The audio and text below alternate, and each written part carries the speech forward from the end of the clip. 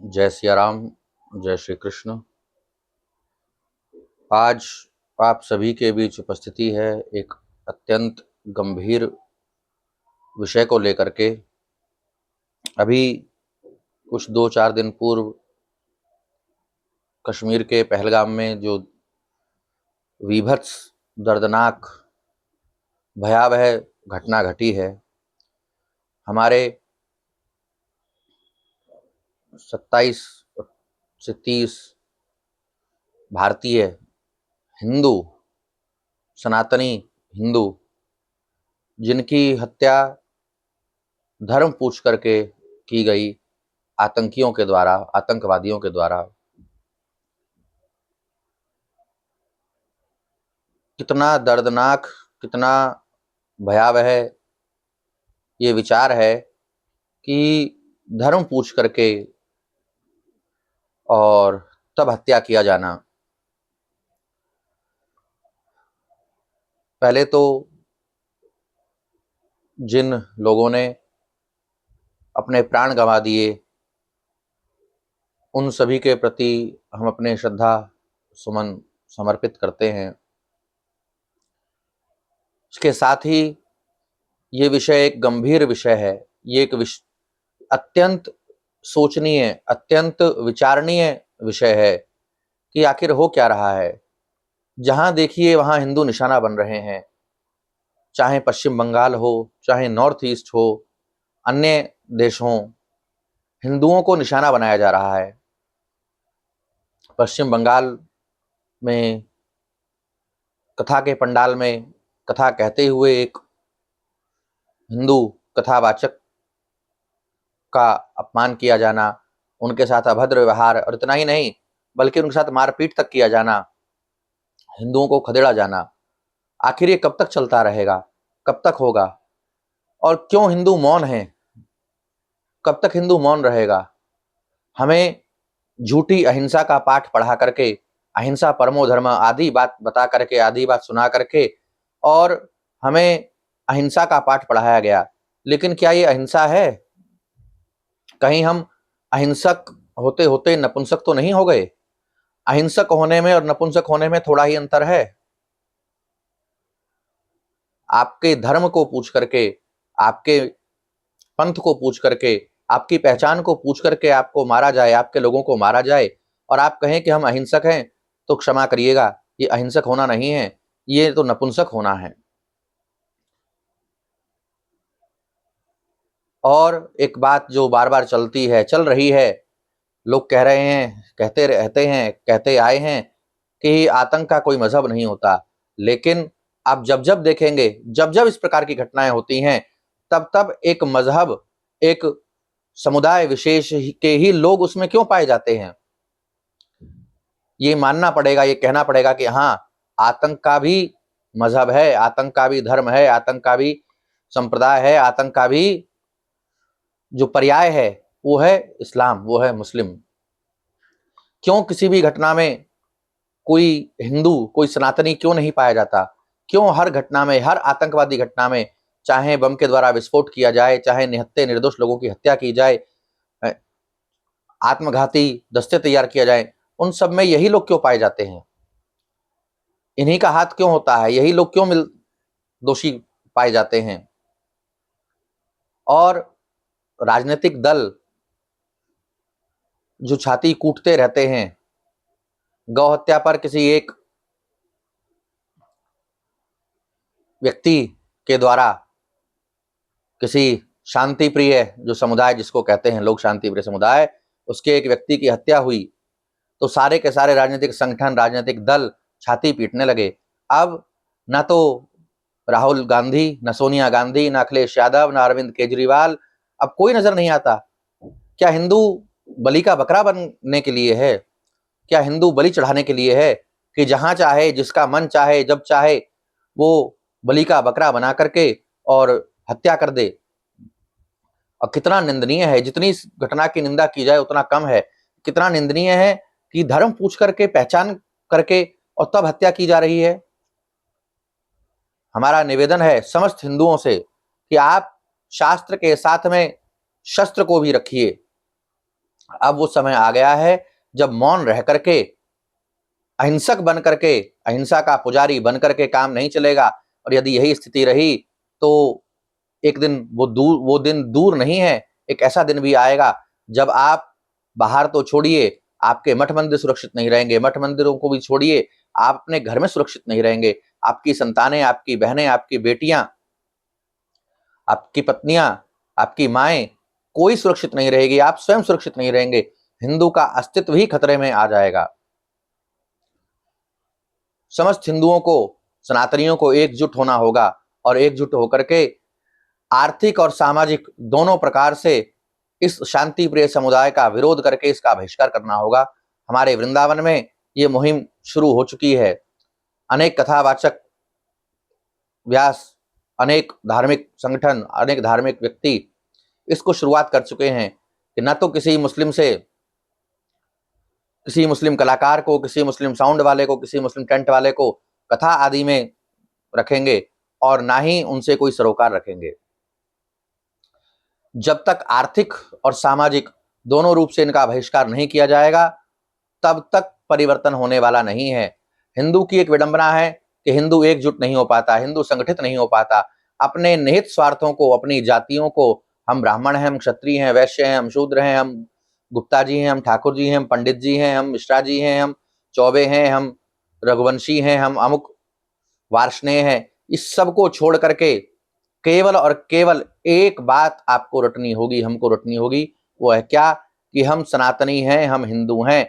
यदि अपने जीवन को, अपने अस्तित्व को, अपने आप को यदि बचाना चाहते हैं तो संगठित होकर के इनका सामाजिक और आर्थिक दोनों प्रकार से बहिष्कार करना होगा।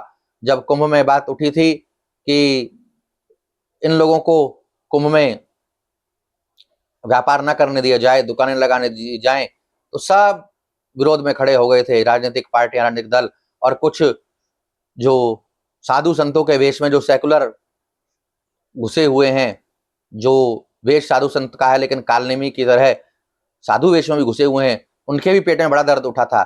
लेकिन अब सभी मौन है, सबको सांप सूंघ गया है। कोई आगे बढ़ करके नहीं आता, कोई हाल पूछने वाला नहीं है कि आखिर ये क्या हुआ, क्यों हुआ और क्यों हो रहा है। तो आपको स्वयं अपनी सुरक्षा करनी होगी, आपको स्वयं अपनी रक्षा करनी होगी, आत्मरक्षा करनी होगी। अपने घर परिवार बच्चों की सुरक्षा आपको स्वयं करनी होगी, कोई दूसरा आपको बचाने के लिए नहीं आएगा।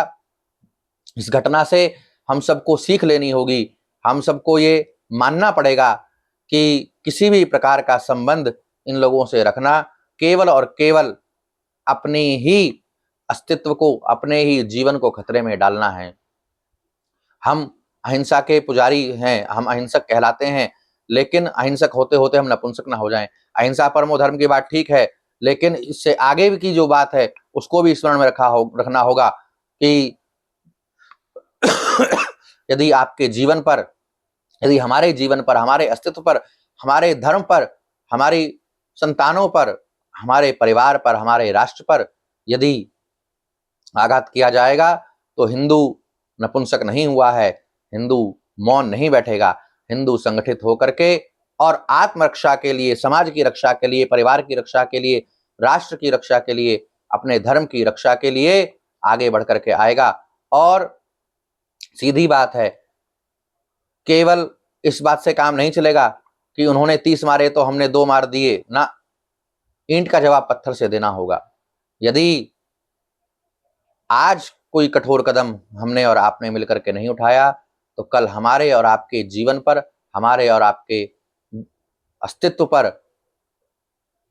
प्रश्न चिन्ह खड़ा हो जाएगा। हमारा यही निवेदन है, हमारा यही कहना है कि सभी संगठित होकर के हर पहलू पर इनका आर्थिक और सामाजिक बहिष्कार कीजिए और इसके साथ साथ अपनी सुरक्षा के लिए, अपने परिवार की रक्षा सुरक्षा के लिए शास्त्र के साथ साथ शस्त्र का भी संग कीजिए। बहुत शास्त्र का संग हुआ, लेकिन शास्त्र अच्छी बात है, लेकिन शास्त्र के साथ साथ शस्त्र भी रखना होगा, तभी अब जाकर के हम और आप सुरक्षित रह पाएंगे। प्रत्येक हिंदू को ये जानना होगा, ये समझना होगा कि धर्मनिरपेक्षता की आड़ में हम लोग अधर्म सापेक्ष हुए जा रहे हैं। अरे ऐसी धर्मनिरपेक्षता का क्या लाभ जो केवल एक धर्म विशेष के लोग ही केवल और केवल टारगेट किए जाएं, एक धर्म विशेष के लोगों को ही निशाना बनाया जाए। आखिर क्यों हिंदू इतनी पीड़ा सहे, इतना उत्पीड़न सहे? ये देश हमारा है, ये राष्ट्र हमारा है, हम पृथ्वी की, हम इस ब्रह्मांड की सबसे पुरानी सभ्यता हैं, हम इस पृथ्वी की सबसे पुराने संस्कृति को बचा करके रखने वाले, संस्कृति का संरक्षण करने वाले लोग हैं। और आज हमारे ही ऊपर इस प्रकार का आघात, हमारे ही ऊपर, हमारे ही बच्चों के ऊपर, हमारे ही संतानों के ऊपर, हमारे ही लोगों के ऊपर इस प्रकार का आघात, तो ये बिल्कुल भी ये सहनीय नहीं है, विचारणीय विषय है कि अब हमें क्या करना है। करना यही है कि हर प्रकार से धार्मिक, सामाजिक, जिस भी प्रकार से हो सके इन सभी का बहिष्कार कीजिए और कठोर से कठोर दंड इन लोगों को मिलना चाहिए ताकि इनकी बुद्धि ठिकाने पर आए। और इसके लिए सबसे आवश्यक जो है वो है हमारे हिंदुओं का, हमारे हिंदू भाइयों का, सनातनी भाइयों का अपने आपसी मतभेद को विस्मृत करके, किनारे करके और एकजुट हो जाना। जब तक हम लोग एकजुट नहीं होंगे तब तक कोई बात बनने वाली नहीं है। ये लोग इसी बात का लाभ उठाते हैं कि हिंदू तो बटा हुआ है। अरे जब योगी जी ने उत्तर प्रदेश में कहा था कि बटोगे तो कटोगे, वो बिल्कुल ठीक कहा था, बट करके ही तो हम कटे हैं। अरे देहात में एक कहावत है हमारे यहाँ ब्रज में कि झाड़ू अगर बंधी हो तो सारे के सारे कचरे को साफ कर देती है, और झाड़ू का तिनका बिखर जाए तो वो स्वयं कचरा बन जाता है, कूड़ा बन जाता है। तो हमें संगठित होकर के इन सभी विधर्मियों का, इन सभी अधर्मियों का नाश करना है, इनका, इस कचरे को साफ करना है अपने जीवन से। और इसका जो प्रमुख जो तरीका है वो यही है कि आर्थिक और सामाजिक रूप से इनका बहिष्कार किया जाए। कोई व्यापार, कोई रोजगार, कोई लेन देन इन लोगों के साथ ना किया जाए ताकि इनकी बुद्धि ठिकाने पर आवे। हमारा आप सभी से निवेदन है कि संगठित होकर के, एकजुट होकर के अपने स्वयं की रक्षा के लिए, अपने परिवार, अपने समाज, अपने राष्ट्र की रक्षा के लिए, अपनी संस्कृति की रक्षा के लिए एकजुट होकर के आगे आवें। कैंडल जला करके मार्च करने से कोई फर्क पड़ने वाला नहीं है। आज से पहले कितने कैंडल मार्च हुए, किसी पर क्या फर्क पड़ा? कोई फर्क नहीं पड़ा। वो लोग एक आतंकवादी के, एक कसाब नाम का आतंकवादी आया, उसने इतनी हत्याएं करी, इतनी बड़ी घटना को घटा दिया, और लोग उसकी मृत्यु में, उसकी अंतिम यात्रा में शामिल होने के लिए चले गए, हुजूम उमड़ पड़ा, और हम लोग एकजुट नहीं हो पाते।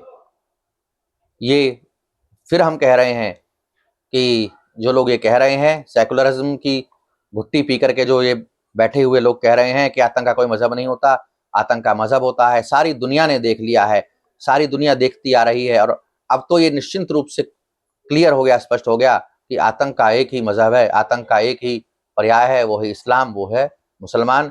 इनका आर्थिक और सामाजिक बहिष्कार कीजिए और अपने परिवार को, अपने घर को, अपने समाज को, अपने राष्ट्र को सुरक्षित कीजिए। एक बार पुनः जिन लोगों ने इस दुर्घटना में, इस आतंकी घटना में असमय अपने प्राण गंवाए, जो इस नृशंस हत्या का शिकार हुए, उनके प्रति हम अपनी श्रद्धांजलि समर्पित करते हैं और समस्त राष्ट्रवासियों का, देशवासियों का आह्वान करते हैं। जय सिया राम, जय श्री कृष्ण।